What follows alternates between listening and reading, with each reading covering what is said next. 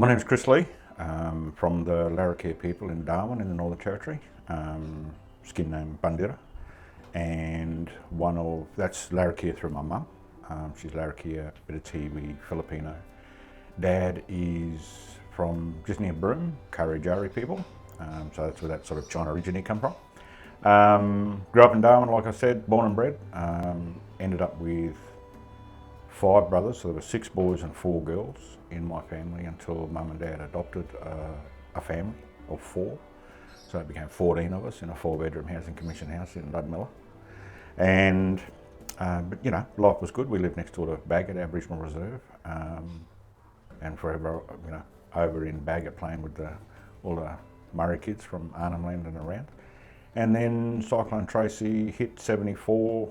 There were about 11 of us, 12 of us living in the house at that time, and changed Darwin forever. Soon after, I completed year 11 in high school and then couldn't wait to get out, and so cruised.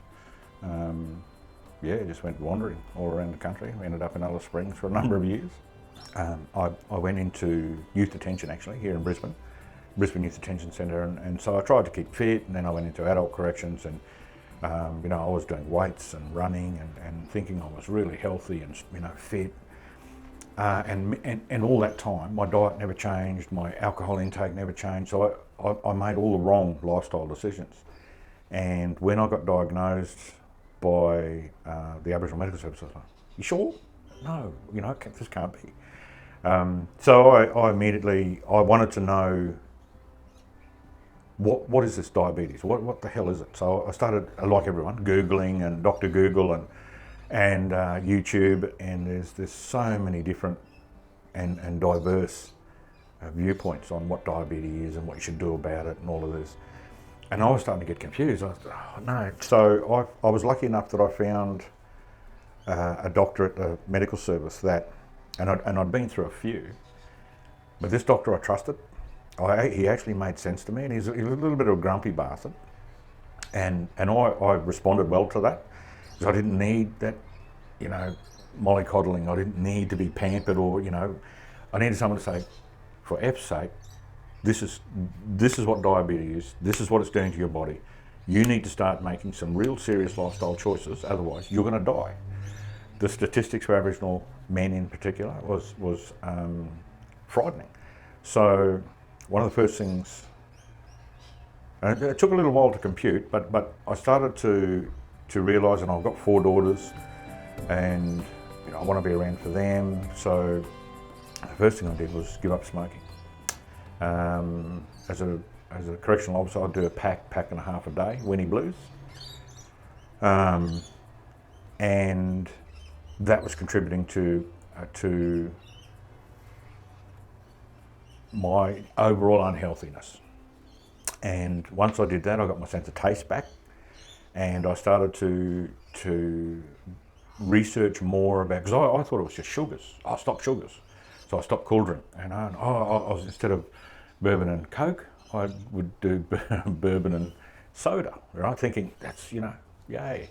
No, I'm still eating loads of white bread, still, you know, big bowl of white rice.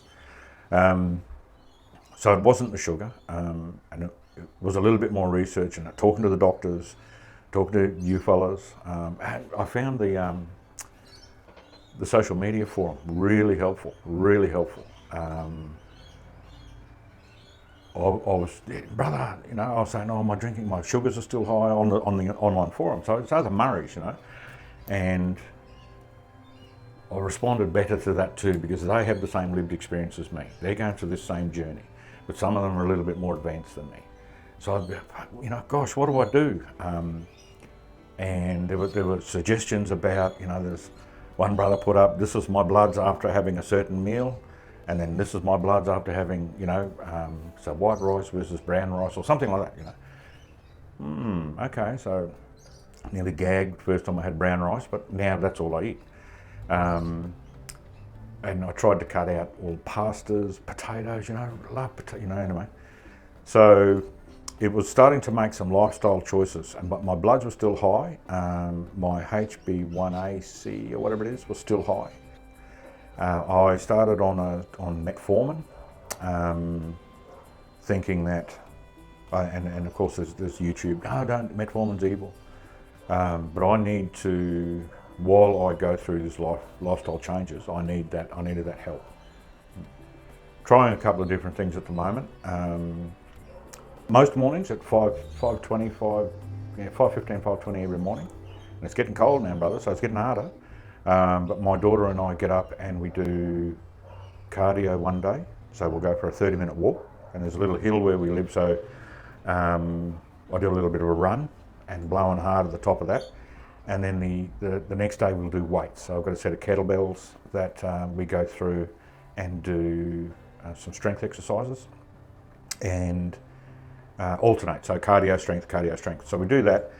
I have tried to reduce the number of things I have on my plate.